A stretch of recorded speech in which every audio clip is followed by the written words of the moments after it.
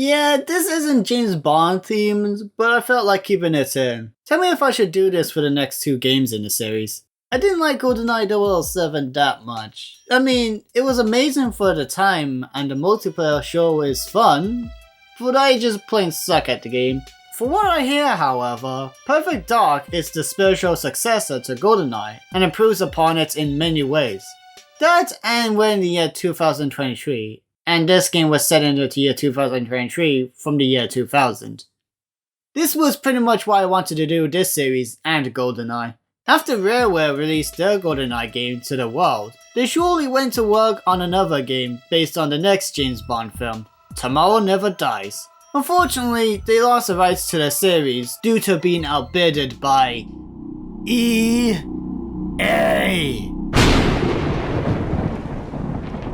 Man, I can never be happy. Fortunately, that didn't stop Rare. They decided to take the work they already had and turn it into its own thing, by combining it with aliens. Woo! The game was revealed at E3 1998 with the promise of releasing next year. And in 1999 it was shown off again. But now with some dancing! I don't know much about dancing, but what the heck am I even looking at? And so, the game finally released for the N64 in 2000. The future! Well, before we play the game, we're gonna need to get the expansion pack, which doubles the N64's RAM. Without it, you'd only be able to play the multiplayer mode with just 2 players. It does kinda suck for those who don't own one, but I suppose it's better than not being able to play it at all, like Donkey Kong 64 and Zelda Majora's Mask. Huh. Neat. There's a little special intro for when you have the expansion pack. Well, it looks nice.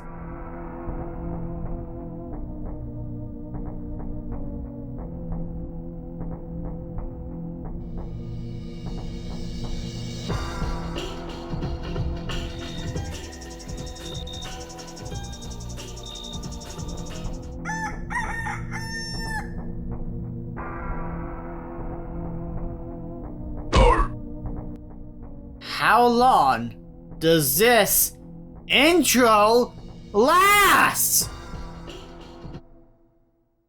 Oh, you're supposed to push a button. Don't judge me. The game starts with you as Joanna Dark, codenamed Perfect Dark, an agent for the Carrington Institute, which the company does. The Institute receives a distress call from someone named Dr. Carroll, who is trapped at the Datadyne company and is going to have his mind manipulated by them. Datadyne being the rival company of the Institute that makes weapons or something. Seriously, what do they do again? So Joanna must infiltrate Datadyne and get to him. After that, the plot is really a bunch of missions. There is a story tying it all together, and Datadyne is usually the enemy of the missions, but the story is not the big focus of the game. I think, at least. Although you do come across an alien along the way. I know the aliens bit was front and center during E3, but I had no idea that I would be dealing with this when I first played the game. Oh, and the alien is named Elvis.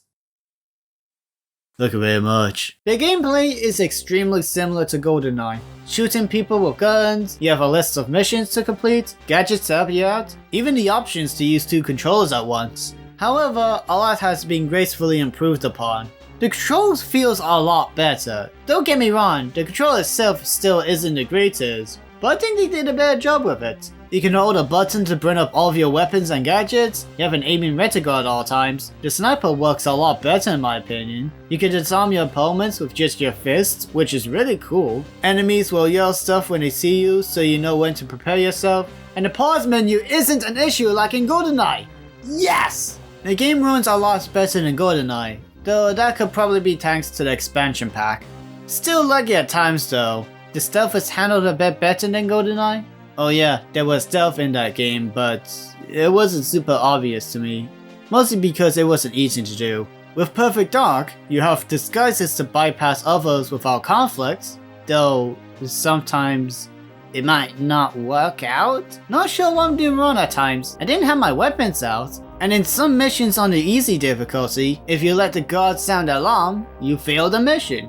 I mean, don't get me wrong, I still think they could have done and encouraged stealth a lot better, but it's a good improvement. There's also a hub world with a bunch of training to do, which is always a good idea. You can learn how to use the guns and gadgets, get used to the controls, and how to defend yourself without a gun. The last training mission is hard though. How the heck is a beginner supposed to defeat 3 guys with guns, all without taking a single hit? Using stealth doesn't work, they know where I am. Like the government. Oh yeah, for the kids watching this video, don't worry about the 18's age rating. It's mostly the blood. Man, times have changed. This was disgusting.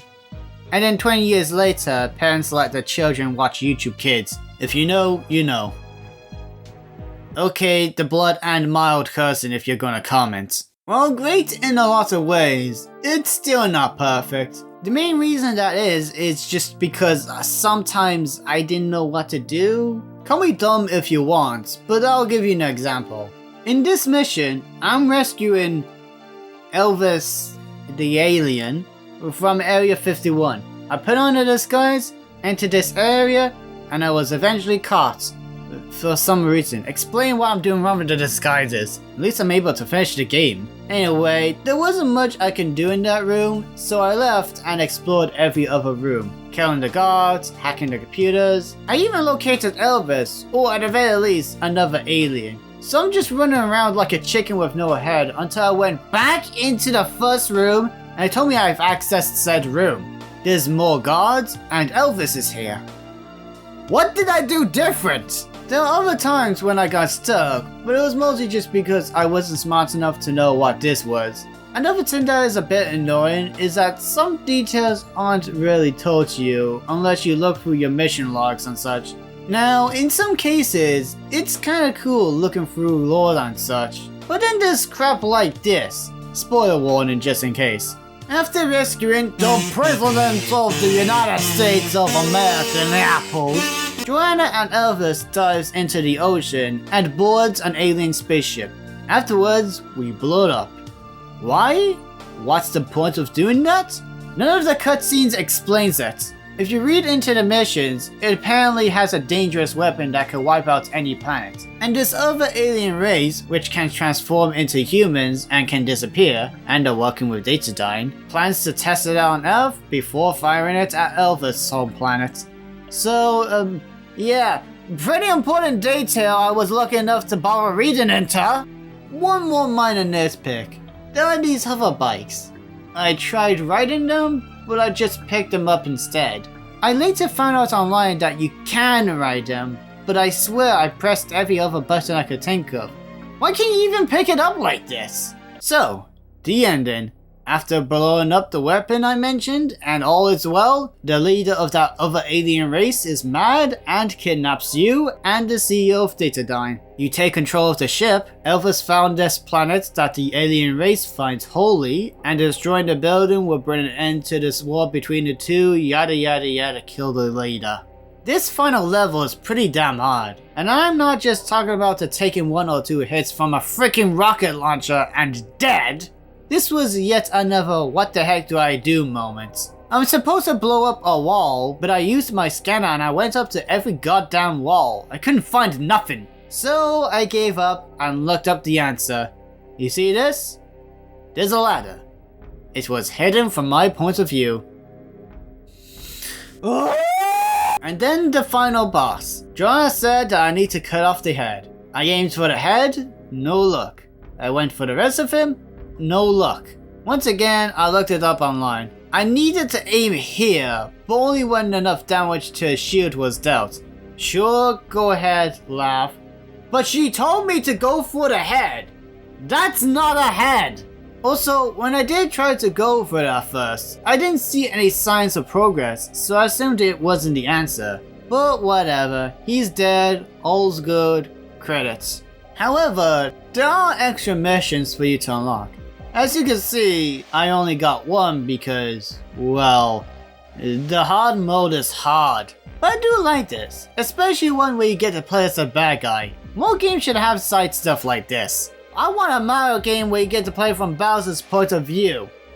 Unfortunately, due to Retro's review plus reasons, all of the Mario games are gone. The game looks really impressive, especially the lighting on here.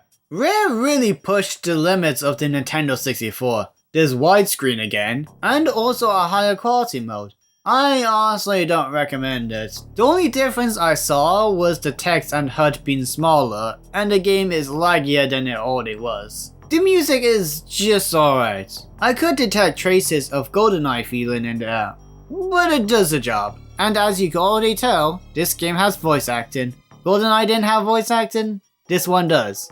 It's alright. The flying computer reminds me of Rita Lee from Portal 2. You actually know what you're doing. And for all of the extra stuff I just want to talk about, the cheats are back. Now most of them you have to unlock them through the game itself. Though you can unlock a few of them early if you have the Game Boy Color version of Perfect Dark. I obviously didn't unlock them all, but they're cool. You can have Total Darkness, or Perfect Darkness, the slow motion, and your enemies can have bazookas! Now that's freaking hard mode! And the multiplayer returns. Play up to 4 players or 8 computer players. Neat! Other than that, it's pretty much the same as Goldeneye, but with better controls. And you can even mix and match bodies with heads, which is cool, I guess.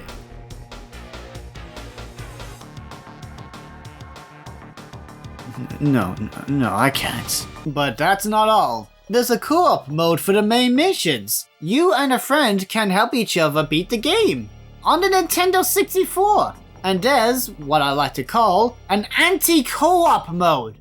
I repeat, anti-co-op mode. Player 1 controls Joanna, while player 2 is a randomly selected enemy, and you have to stop player 1 before they complete the missions. Rare was ahead of the time! And that's Perfect Dark.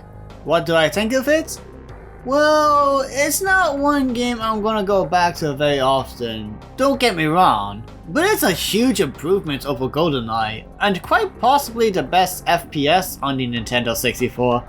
And once again, way ahead of its time. If you have friends, it's one of those games you guys will have loads of fun together. As for the single player, well, it's worth a shot. You'll probably be better than I ever could. However, you should get the Xbox 360 or Rare Replay version. There's no lag, the controls are way better, the models and textures got a whole new look, and it has online play. Though they did remove that little special intro. Me sad. This remake was done by 4J Studios. If you recognize that logo, they're responsible for bringing the Banjo-Kazooie games to Xbox, as well as every single console port of Minecraft. In fact, similar to Spyro Reignited Trilogy, the whole game's engine and code and stuff were built from the ground up. Wow. So yeah, give this game a try, especially with friends. Also, any of you viewers watch Perfect Kirby back on Newgrounds? Hello demons, it's me, your boy, and thanks for watching this review of Perfect Dark. I am really sorry about how long this took. I was dealing with a lot of real life stuff, plus the music editing for the Injustice fan dub, which you should watch. I'm not sure if it's out by the time this video's out, but we made the game better. But anyway, we're not talking about that review or video, we're talking about this video. If you like this, please like, comment, subscribe, and don't forget to subscribe too. And if you think others would like this, share with more. The more the merrier. Oh, Green Giant.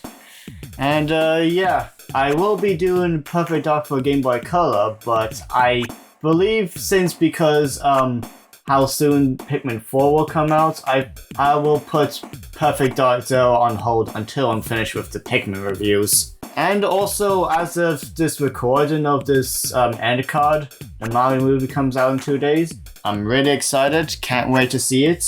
So, yeah, don't forget to support me on Patreon if you want. And buy my t-shirt. It's a really cool t-shirt. And yeah, that's it. Bye.